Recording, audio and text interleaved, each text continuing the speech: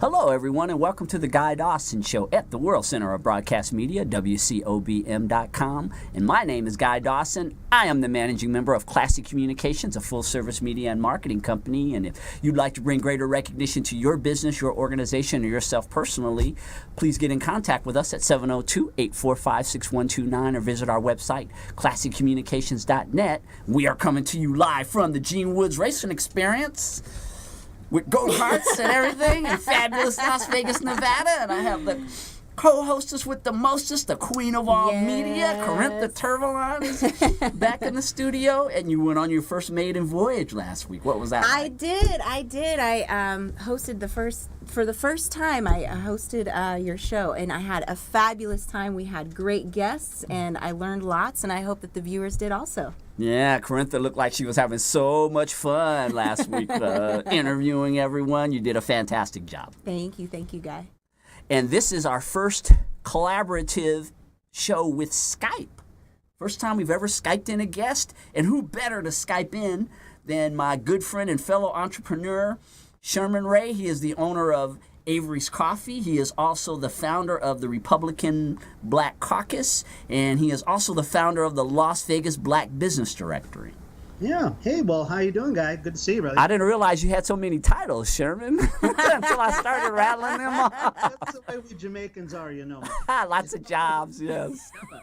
And Sherman and I have known each other for several years. He was a part of an organization called the Diversity. Yeah, Diversity Networking Group. Yeah. And this was a networking group that was really, really pumping a few years ago. He had huge groups of people. He gained a lot of notoriety, and actually there were a lot of groups that spun off of that, didn't they, Sherman? Yeah, as a matter of fact, at the same time that we started, I think Danny Vegas started his the Danny Vegas Experience probably about a month or two before we did. So it was so after that, a lot of groups started after that. So it was real fun. What got you started in networking? Really just trying to get involved in business. My wife and I, we had tried to join a couple of different groups, and they liked my wife because she had an interior design business, but me, I was an insurance agent at the time, and so they said, well, we got enough insurance agents. And so we kind of said, well, you know what, we need to start our own group because I couldn't find a group that I could join. So we took the best of everybody's group, like a little bit of BNI, a little bit of BizPack, you know, and all those groups, put them all together, and we came up with Diversity Networking Group. Yeah, it was interesting the way that the Diversity Networking Group just took off, and it just became something that people were talking about, and like I was saying before, it grew very quickly to where you were having huge meetings. Yeah, as a matter of fact, we had a lot of the city politicians come in, and it'd be funny that later on, 5-6 years later, I would start a political organization. But yeah, we had, Ricky Barlow, we had Steve Wolfson, Stavros Anthony, guys like that. And so people wanted to be a part of the inside track in Las Vegas. That's what was one of the biggest things behind Diversity Networking Group. Yeah, those were very exciting times when a lot of these things launched that are everyday names, like Sherman was saying, with Danny Vegas was just getting started, and there were all these groups all of a sudden that emerged, and ultimately that wasn't your path in business. You got into coffee. I wrote an article recently, and you've got to go to Avery's Coffee Shop, Corintha. I might have to take you there one day. I want to go. Because, he knows how to roast coffee. I had no idea that was a thing, by the way. I love coffee. I drink it all the time, and I had I just know that, I get my packet of coffee, it's already ground, and I just shove it in a machine and I make it. That's not what you get when you can't say that around here. A whole experience. You've got to come over. We got to help you here because we don't do any shoving, none of that. we embrace the coffee. Okay. So yeah. I was interviewing Sherman about his story, and he was talking to me about a coffee culture, and I would say that Avery's Coffee definitely represents a culture. It's a whole environment. And how'd you get into the coffee business, Sherman? That was something that started. Now it's about 20 years ago. So my wife and I, early on, decided that we really would love to get into coffee a lot more. We used to bring our friends over and treat them to coffee, and we'd do the little packets. And but 17 years later, we said, you know what, the economy was kind of doing one of those things. Mm-hmm. We said, you know what, we still have a little bit of money left over. Let's do something that we were passionate about. That's when we started Avery's Coffee. And literally, Guy, we put together a 26-week plan. And this was during the time that we had Diversity Networking Group, and told everybody in the group, hey, guess what? We're going to do this. And we wanted everybody to go along the ride with us. And so every week we would come back and show everybody what our plan was and where we were in the plan. And so the group actually got to go through the whole business startup with us. And the funny thing about it is a lot of those people didn't believe it when we actually started the business. And we said, guys, we took you through 26 weeks with us, and we talked about it every week. But they were still, very surprised that we actually did start the business. The networking group was actually a part of our starting of Avery's Coffee. I have a question for you in regards to coffee, because there's I remember when I visited Jamaica for just a personal vacation, and there is a strong coffee culture from Jamaica, where the whole Blue Mountain coffee and all of that. Would you like to speak to that? Was that part of the inspiration? Well, I am Jamaican. Blue Mountain coffee is probably the best coffee in the world. That's what I've heard. Yeah, but the big thing about coffee here in Vegas is we don't have a coffee culture in Vegas. When we started here, there were 23 businesses that were open, and there were probably 300 coffee shops, but most of those were Starbucks. So we don't have the coffee culture they have in San Francisco or, Oregon or Seattle. And so developing the whole coffee culture has been something that's been going for 3 years.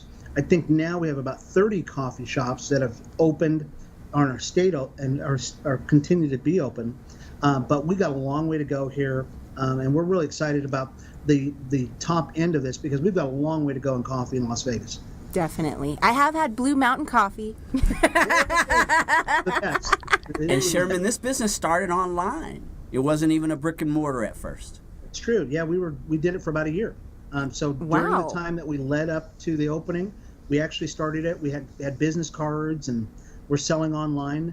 Matter of fact, we've got a company that we're helping to start now. They've already been selling online too. They called me up yesterday, picked up another 10 pounds of coffee. So that's really where you want to go. Start online and then go to the brick and mortar.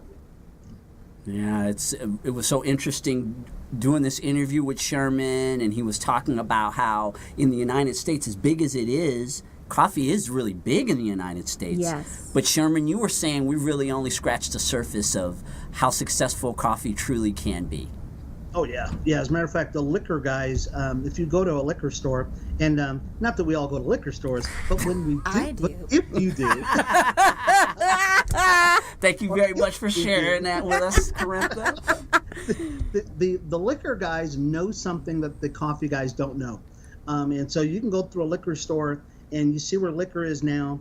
Coffee will be that way at some point down the future. Wow. So, and that's a little inside track that if the people are watching this, you're going to find out years from now, that's where coffee is going to be too. That's going to be the packaging, the different varieties are all going to be there. So we have a long way to go in coffee. There was a great point that he brought up during the interview too about you'll go to a restaurant and you have this incredible meal, and then they come with dessert, and you've got this incredible dessert, and they will have the worst coffee that you've ever had you ever had that experience, Carintha? Oh, yes. What are they thinking? I had never really thought about it before, but when I did the interview with him, it really made me think of how often you get horrible coffee along with your great meal. Yeah, it's funny because these restaurant guys, they'll, and Guy, we were talking about this, they will source the best, radish, the best tomato, and then the coffee they get is like, and I won't say the name of certain coffee manufacturers, but when the coffee comes to your table, they never give a second thought to what kind of coffee they have. They generally will find the cheapest coffee they can get, but the last thing you remember when you have a meal is the coffee. And so you'll have a great meal, great steak or whatever, and then you have this crappy cup of coffee. I mean, I can say that, right? I can say crappy, right? Oh, we're on the internet, so But we know you're PG, Sherman. But you'll have this terrible cup of coffee, and then you'll leave the place. That'll be the thing that'll be in your mind. We want restaurant owners to know, maybe you ought to think about coffee. As a matter of fact, Guy, I think I've got it behind me here. I'm going to grab something. I just happen to have this with me. This is actually an insulated cup. I just happen to have this. I didn't set this up, but this is an insulated cup that could probably have coffee in it, and that's what you should have your coffee in. Something nice. And that's what we want restaurant owners to know. To think about your coffee first, just like your wine, and as opposed to it being an afterthought. Definitely. I feel like it's not really an appreciated overall experience, or that they're not counting it as that. And I find that that's interesting, the point that you were saying about that being here in the United States, because I traveled to Europe last August, and I remember when we were in Paris, in every single cafe we sat down at and had espresso, it was delicious.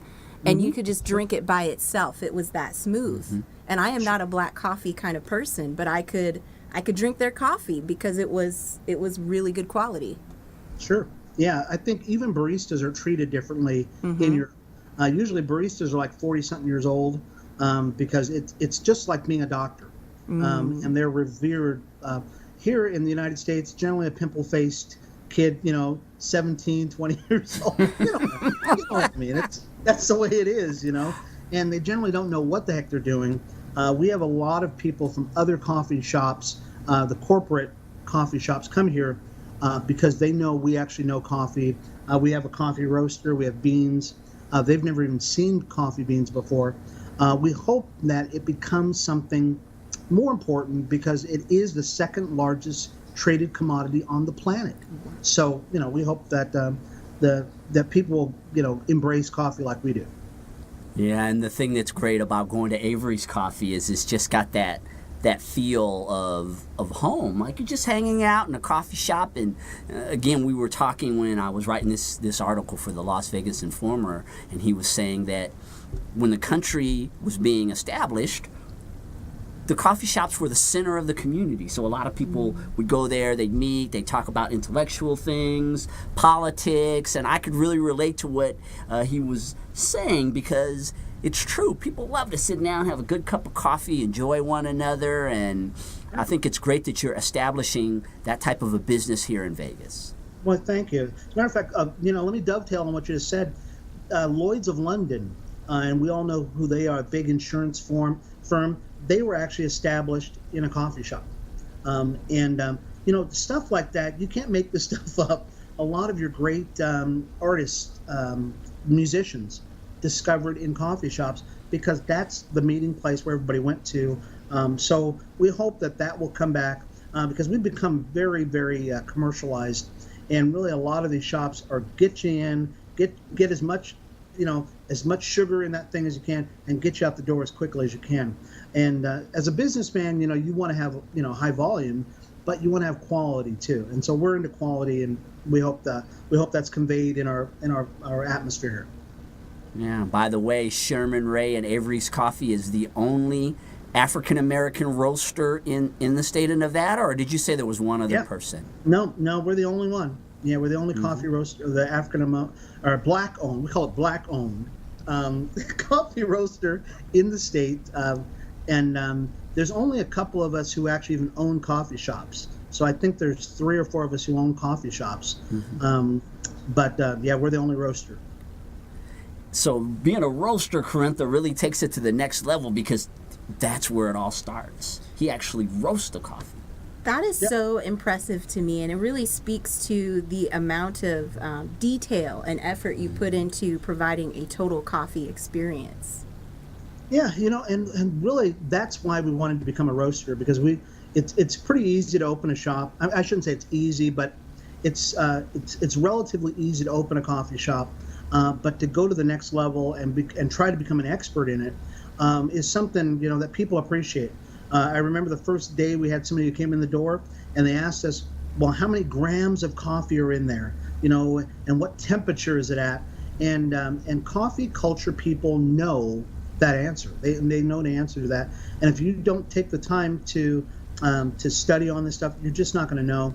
People will walk in and out of your door, and they will generally walk out of your door because they know that you just don't really care about what you're doing. We try to do as best we can.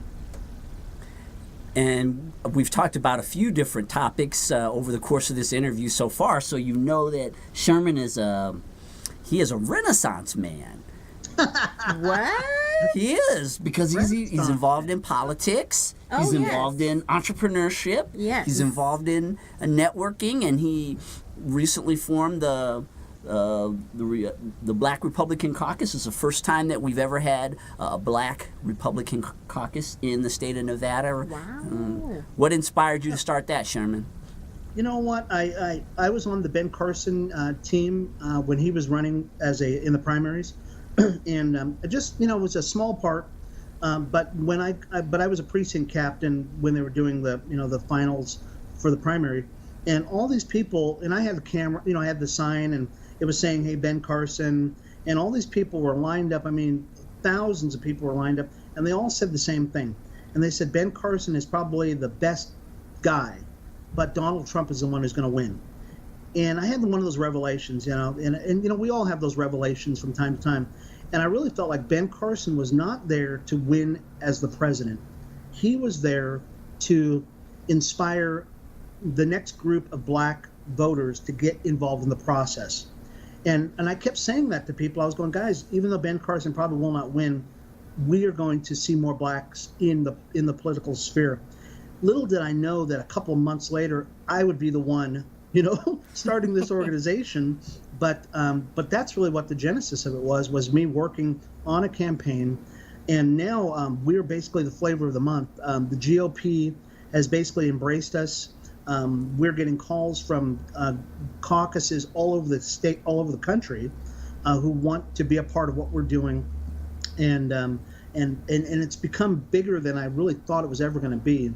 I thought this would be a 10-year project that we'd be, my big job, Guy and Krintha, is to look for leaders, and we're finding leaders all over the place in the conservative sphere who are African American.